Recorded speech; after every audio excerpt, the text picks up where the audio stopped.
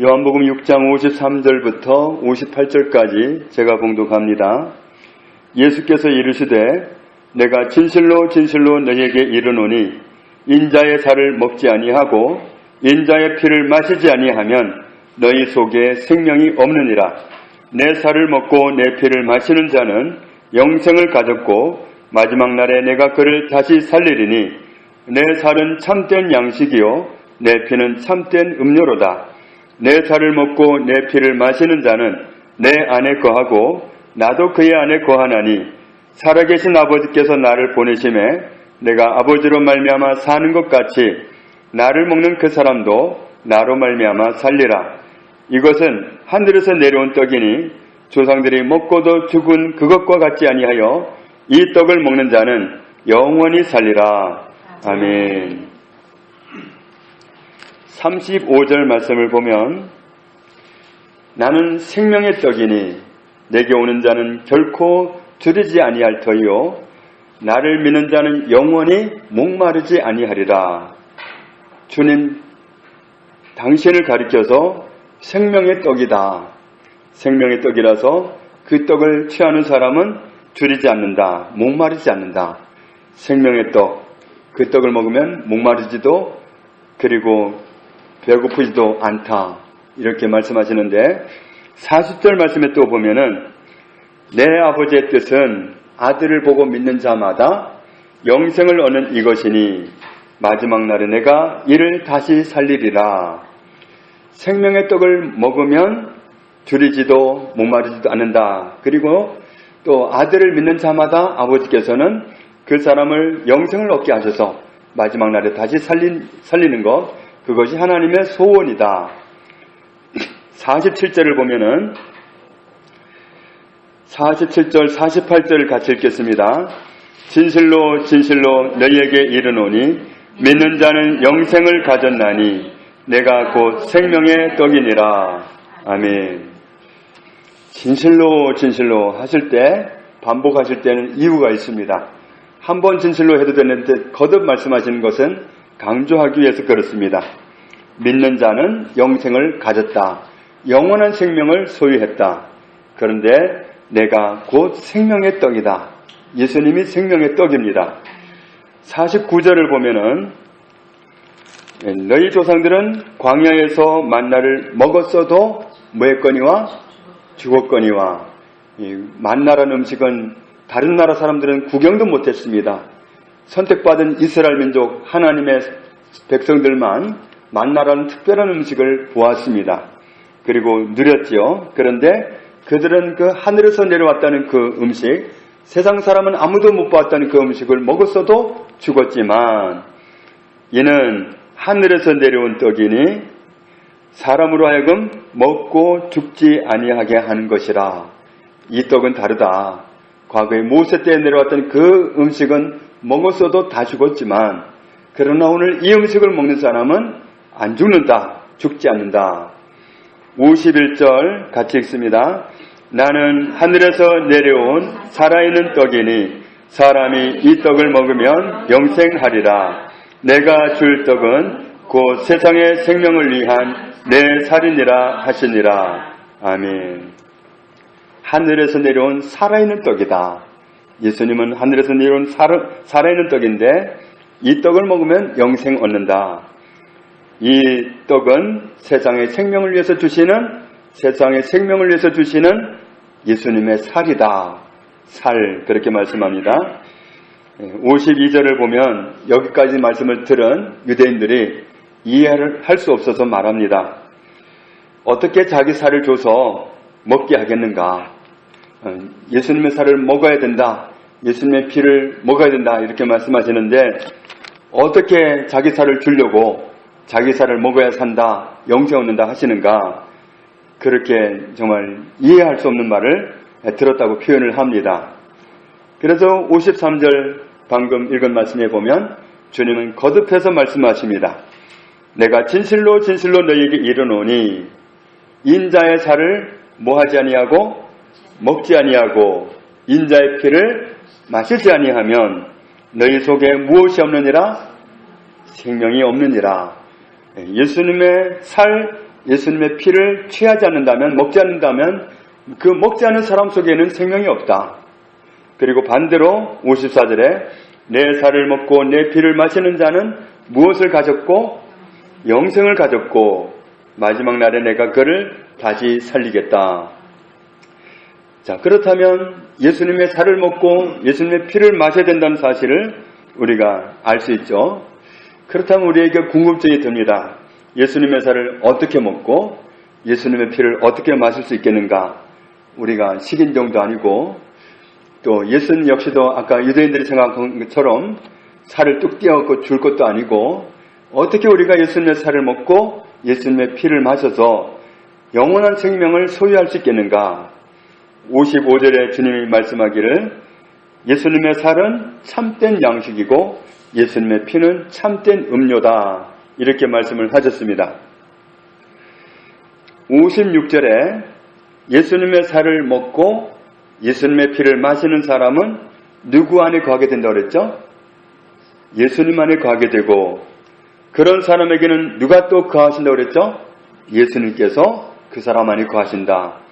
그러니까 예수님의 살을 먹고 예수님의 피를 마시는 게 얼마나 중요한지 그것을 먹은 사람에게는 생명이 있고 그것을 먹은 사람 안에는 예수님이 거하시고 그것을 먹은 사람은 예수님 안에 거하는 사람이다. 또 57절 뒷부분에 보면 나를 먹는 그 사람도 나로 말미암아 살리라. 예수님을 먹는 사람은 산다. 와, 예수님을 어떻게 먹을까? 58절에 왜 예수님을 먹으면 사느냐? 예수님은 하늘에서 내려온 떡이기 때문이다. 조상들은 만나라는 특별한 음식을 먹었지만 죽었다. 그러나 이 떡을 먹는 사람은 영원히 산다. 자, 그러면 어떻게 예수님을 먹을 수 있겠는가? 어떻게 예수님의 살을 먹고 예수님의 피를 마실 수 있겠는가? 우리가 이 사실을 이해하기 위해서 마태복음 26장 28절을 보면 이것은 죄 사함을 얻게 하려고 많은 사람을 위하여 흘리는 바 나의 피 곧 언약의 피니라. 이렇게 말씀하셨습니다. 자, 성찬식을 하면서 잠시 후에 주님이 피 흘릴 사건을 두고 말씀하시기를 이것은 죄 사함을 얻게 하려고 흘리는 피다. 너희를 죄 사함 주려고 흘리는 피다. 죄 사함을 얻게 하려고 흘리는 피다. 그렇게 말씀했습니다. 그런데 죄 사함을 위해서 흘리는 피인데 누구를 위해서 흘리는 피라고 그랬냐면 많은 사람을 위하여 그랬습니다. 많은 사람을 위하여. 자, 모든 사람이 아니라 많은 사람입니다. 자, 왜 예수님은 많은 사람이라고 그러셨을까요? 모든 사람이에요, 사실은 모든 사람을 위해서 그렇게 하셨는데 안 받아들이는 사람에게 해당이 안 되기 때문에 많은 사람이라고 그렇게 표현하신 겁니다. 죄 사함을 위해서 흘리는 피다. 그랬고 이사야 53장 5절에도 그랬죠. 예수님이 찔리시고 예수님이 상하신 것은 우리의 허물과 우리의 죄 때문이다. 그러니까 우리의 허물과 죄를 담당하고 죽으시느라고 그렇게 상하셨다. 이렇게 표현하고 계십니다. 죄 사함을 위해서 그랬다. 그러면 죄 사함의 목적은 무엇일까요? 죄 사함의 목적은 구원입니다. 누가복음 1장 77절에 보면 주의 백성에게 그 죄 사함으로 말미암는 무엇을 알게 하리니? 구원을 알게 하리니. 죄 사함이 구원이에요. 죄 사함으로 구원받는 겁니다.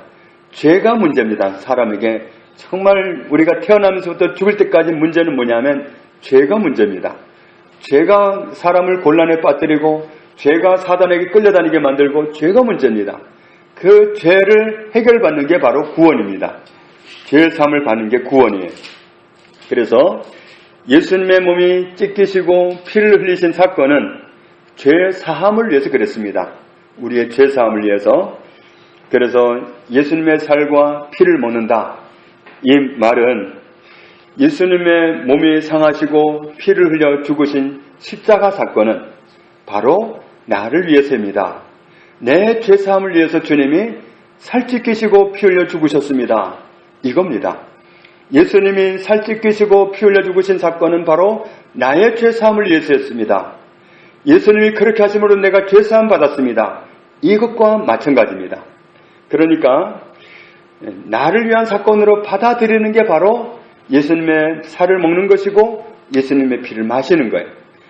나를 위한 사건으로 받아들이는 게 바로 예수님이 저 때문에 이렇게 되셨습니다. 저 때문에 주님이 살찌끼시고 피 흘려 죽으셨습니다. 이렇게 인정하는 것, 이렇게 고백하는 것이 바로 살을 먹고 피를 마시는 겁니다. 요한복음 6장 56절 말씀에 예수님의 살과 피를 마시는 사람은, 먹는 사람은 어디에 거하게 된다고 그랬죠? 예수님 안에 거하게 된다고 그랬습니다. 그래서 예수님 안에 거하게 되면 어떤 은혜가 있느냐면 로마서 8장 1절에 그러므로 이제 그리스도 예수 안에 있는 자에게는 결코 무엇이 없나니 정죄함이 없나니 이는 그리스도 예수 안에 있는 생명의 성령의 법이 죄와 사망의 법에서 너를 무엇하였음이라? 해방하였음이라. 죄에서 해방되었기 때문에, 자, 죄에서 해방되면 정죄를 안 받는 거예요. 죄에서 해방되는 게 구원이에요. 그래서 해방받은 사람은 정죄 받을 일이 없다. 죄에서 해결받은 사람은 그런 사람에겐 정죄함이 없다 그랬는데 누가 정죄를 하는 거죠? 우리를? 마귀가 정죄합니다. 마귀의 이름 뜻이 중상자, 비방자 그런 뜻입니다. 중상하고 비방하고 그러니까 아주 나쁜 놈이에요. 마귀는 죄를 짓게 만들어 놓고 그리고는 막 손가락질하면서 욕하는 거예요. 죄 지었다고. 지가 죄 짓게 함정에 빠뜨려 놓고는 그래놓고 죄 지었다고 막 손가락질을 하고 참소를 하고 그래요. 하나님 앞에 얘 죄 지었다고 빨리 벌 주라고 빨리 마땅한 대가를 줘야 되지 않느냐고 그렇게 하는 존재가 바로 사탄이에요. 그런데 정죄함이 없다는 건 누가 정죄를 못한다는 거예요? 마귀가 정죄를 못한다는 거예요. 우리를 정죄할 수 있는 그 작자는 사탄밖에 없어요. 그런데 사탄이 정죄할 수 없다는 거예요. 그래서 로마서 8장 31절에 만일 하나님이 우리를 위하시면 누가 우리를 대적하리요? 33절에 누가 능히 하나님께서 택하신 자들을 고발하리요? 의롭다 하신 이는 하나님이시니 누가 정죄하리요? 죽으실 뿐 아니라 다시 살아나신 이는 그리스도 예수시니 그는 하나님 우편에 계신 자요 우리를 위하여 간구하시는 자신이라. 누가 우리를 정죄하겠느냐? 하나님이 우리를 의롭다고 하셨다. 누가 우리를 정죄하겠느냐? 그리스도께서 우리 죄를 위해 죽으셨다. 그리스도께서 부활하셨다 우리를 위해서. 그런데 누가 우리를 정죄하겠느냐? 이 사실을 알면 승리하는 겁니다. 죄에서 해방되었다. 죄에서 자유를 얻었다. 이 얘기는 무슨 뜻이 되냐 하면은 마귀에게서 해방된 거예요. 죄가 있는 사람은 마귀한테 끌려다녀요. 죄를 가지는 순간에 마귀가 붙습니다. 그러면 역사를 하는데 끌고 다니면서 괴롭힙니다. 정말 세상 살기가 너무 피곤합니다. 다른 신을 섬기면 얼마나 힘들어요. 정말 그 제사도 그냥 얼마나 공들여서 해야 되고 요즘은 변형도 많이 일어난다고 하는데 또 아주 정성을 다했다느니 뭐 이런 얘기하는 이유가 뭐예요? 그렇게 안 하면 안 된다고 협박을 해가지고는 그렇게 제사를 그냥 거하게 하도록 합니다. 그리고는 영광을 지가 취해버리죠. 때로는 자기 모습을 드러냅니다. 그래가지고는 정말 조상이 왔다 이렇게 속이는 겁니다. 이 정말 치사한 거짓말쟁이가 사탄입니다. 그런데 걔들은 속 보이는 사람은 마음대로 끌고 다니는 거예요. 사실은 예수님이 십자가에서 우리 죄를 위해서 죽으셨을 때 모든 게 끝났습니다. 우리는 죄에서 해방되었다고 말씀합니다. 우리에게는 정죄받을 일이 없다고 말씀합니다. 우리는 사탄에게서 노연한 겁니다. 사탄에게서 해방된 겁니다. 사탄이 우리를 어떻게 할 수가 없어요. 사실은 죄가 없기 때문에 죄가 있어야 걔들이 왕노릇하는 건데 우리 죄가 사실은 예수님을 통해서 해결됐거든요. 죄가 없으면 걔들이 역사를 못해야 되는데 속아주니까 역사를 하는 겁니다. 그래서 오늘날 믿지 않는 한국 사람들이 왜 그렇게 조상진 하면서 그렇게 하느냐 하면 속아서 그렇습니다.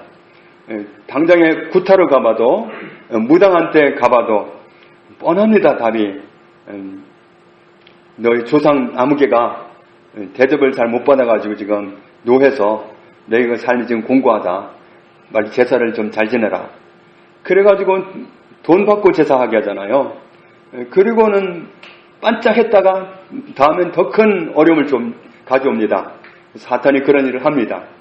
그래서 굿을 시작하면 결국은 기둥불이 뽑힐 때까지 가는 거예요. 쫄딱망하게 돼 있어요. 사탄은 거기까지 몰고 가는 게 목적입니다.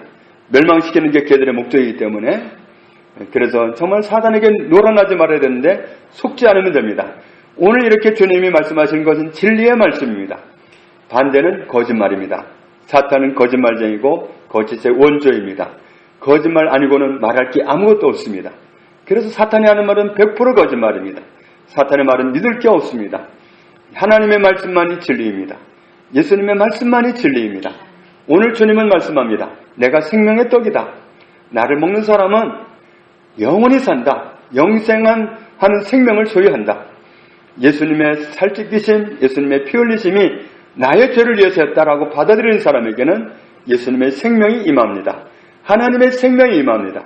그 사람은 생명을 소유한 사람이고 그 사람은 죄에서 해방된 사람이고 그 사람은 마귀에게서 해방된 사람입니다. 그런 사람은 마귀가 어떻게 할 수 없는 사람들입니다. 그래서 우리가 이런 진리를 알면 알수록 자유를 얻습니다. 자, 우리는 해방되었다고 이런 말씀들을 자꾸 선포하는 것이 유익합니다. 우리나라가 36년 동안 일본에게 식민지 생활을 할 때 그 삶이 얼마나 힘들었으면 목숨을 걸고 독립만세를 불렀을까요? 독립만세를 외치다가 죽으나 그냥 힘들게 고난받다가 죽으나 마찬가지라고 생각했지요. 그리고 민족의 자유를 얻어야 된다고 생각했기 때문에 너도 나도 할 것 없이 태극기를 들고 독립만세를 외쳤던 거 아닙니까? 그런데 독립만세는 언제 외쳐야 되죠? 독립되기 전에 외쳐야 됩니다. 또 언제 외쳐야 되냐면 독립된 날도 외쳐야 됩니다. 독립만세, 대한민국 독립만세를 부르면 독립된 날 독립만세를 부르면 일본 사람들이 알아듣습니다. 아, 이제 우리 끝났다. 도망을 갑니다. 그러니까 우리가 이 말씀을 통해서 우리에게 선언해 주시는 이 자유를 얻었다는 말씀, 우리는 해방되었다, 독립되었다는 말씀을 외치면 알아듣습니다, 원수가. 그래서 우리가 말씀을 고백할 이유가 거기에 있는 거예요. 예수님의 살찌기심, 피 흘리심은 나를 죄에서 자유케 하려고 그렇게 하신 거다. 예수님 때문에 내가 죄에서 자유를 얻었다. 예수님 때문에 마귀에게서 놓여놨다. 이렇게 내가 고백하는 것, 이렇게 선포하는 것은 적에게 알아듣게 말하는 겁니다. 그러면 적들이 알아듣습니다. 자, 우리가 원수에게서 놓여남으로 인해서 구원받았다 하는 건데 사단에게서 놓여남으로 구원받았다는 그 말 속에는 어마어마한 의미가 들어있는 겁니다. 사실 우리가 사람이 왜 곤고한 삶에 처했느냐 하면 하나님을 떠나면서 비롯됐고 하나님을 떠나면서 왜 힘들어졌느냐 하면 곧바로 마귀한테 짓눌렸거든요. 마귀한테 붙들려서 곤고한 삶을 살게 된 거거든요. 모든 문제는 마귀한테 붙들릴 때 일어난 겁니다. 그때부터 괴로움이 시작된 거예요. 그러니까 시집을 가게 돼서 괴로운 게 아니라 마귀에게 눌려서 괴로운 거예요. 시집을 잘못 가서 괴로운 게 아니라 마귀한테 눌려서 괴로운 거예요. 모든 삶이 괴로운 이유는 사단에게 눌려서 그렇게 시작된 겁니다. 그런데 예수님이 오셔서 우리를 해방시켜 주셨어요. 자유를 주셨습니다. 나는 예수님 때문에 자유를 얻었다. 사단에게서 놓여놨다. 마귀에게서 해방되었다. 그건 엄청난 뜻이 숨어 있습니다. 그 자유 속에는 사단에게 붙들 때 잃어버렸던 모든 것을 다 회복하는 거예요. 질병, 경제 문제, 정말 살아가면서 겪는 모든 어려운 문제, 사건, 사고, 이 모든 문제에서 우리는 자유를 얻은 겁니다. 이 사단에게 붙들렸을 때 우리가 온갖 문제를 다 겪었다면 사단에게서 놓여날 때 모든 문제에서 해방된 거예요. 그러니까 모든 문제에서 놓여났다는 사실을 성경에 우리에게 자세하게 밝혀주고 있습니다. 그래서 우리가 말씀을 날마다 꾸준히 읽어가야 되는 이유가 거기에 있습니다. 우리가 한 번 읽고 그냥 모든 말씀을 다 꿰뚫을 수 있으면 좋지만 그렇지 못합니다. 우리는 읽었던 말씀도 잊어버리기도 하고 또 읽었지만 깨닫지 못하기도 하고 지나가기도 하고 그렇습니다. 내가 깨닫기 전에는 여기를 안 넘긴다 그러면 성경 못 읽습니다. 근데 평생을 읽다 보면 어느 부분을 자꾸 열어주십니다. 한 번 읽었을 때, 두 번 읽었을 때 분명히 다릅니다. 횟수를 더할 때마다 깨닫게 해주시는 그 영역이 점점 넓어집니다. 그러면서 우리가 어디에서 자유를 얻었는지, 내가 무슨 자유를 선포해야 되는지, 어디에서 독립만세를 불러야 되는지 이런 사실들을 다 알게 해주시는 거예요. 그래서 우리가 평생토록 성경을 읽어야 할 이유가 있습니다. 다른 사람들이 안 읽어도 나는 읽어야 될 이유가 거기에 있습니다. 그래서 오늘 예수님이 생명의 떡이다. 나를 먹어야 너희가 산다. 나를 먹어야 너희 속에 생명이 있다. 내 살을 먹고 내 피를 마시는 사람은 생명이 있고 그렇지 않은 사람에게 생명이 없다. 예수님이 생명의 떡입니다. 우리는 생명의 떡을 먹는 심정으로 예수님이 살찌기시고 피 흘리신 그 십자가 사건으로 나는 완전히 자유를 얻었다. 죄에서 자유를 얻었고 지옥 가는 그 운명에서 자유를 얻었고 사단에게서 자유를 얻었고 나는 완벽하게 자유를 얻었다. 그리고 모든 문제에서 해방되었다. 이렇게 우리가 이 진리를 알고 고백하고 선포하고 살아가는 것은 원수에게 독립만세를 부르는 거나 마찬가지입니다. 그럼 걔들은 알아듣습니다. 그래서 우리가 독립만세를 부를 때마다 원수도 알아듣고 원수가 도망갈 때 우리는 깨닫습니다. 와, 내가 정말로 자유를 얻었구나. 내가 정말로 하나님이 주신 모든 축복 안에 거하고 있구나. 이 사실을 알 수 있습니다. 생명의 떡으로 오신 예수님, 우리에게 생명을 주시려고 우리 죄를 위해서 살찌게 지고 피 흘려 죽으신 예수님, 그 공로로 우리가 구원받았습니다. 죄에서 사망에서 사단에게서 구원받았습니다. 이 구원하심의 은혜를 날마다 고백하고 선포함으로 정말 그리스도 안에서 온전히 자유케 하신 그 은혜를 날마다 누릴 수 있는 저와 여러분의 삶이 되기를 주님의 이름으로 축복합니다. 하나님 아버지 감사합니다. 예수님이 살찌기시고 피 흘리신 그 사건으로 우리를 자유 얻게 하신 것 감사합니다. 그 사건으로 우리는 죄에서 자유를 얻었습니다. 마귀에게서 벗어났습니다. 그리스도 안에 속하게 되었습니다. 하나님께 속하게 되었습니다. 하나님이 창세전에 예비하신 모든 축복을 누릴 수 있는 자리로 돌아오게 된 것을 감사합니다. 우리가 받은 은혜와 축복이, 우리가 받은 구원이 얼마나 폭넓고 얼마나 놀라운 사실을 날마다 알아가게 해주시니 감사합니다. 주님, 우리에게 주신 그 은혜를 날마다 입술로 고백하고 누리는 그 복된 삶을 누리게 하시니 감사합니다. 우리의 평생이 그리스도 안에서 누리게 하신 그 모든 축복을 고백하며 감사하며 살아가는 복 있는 삶이 되도록 인도하여 주옵소서. 예수님 이름으로 기도합니다. 아멘.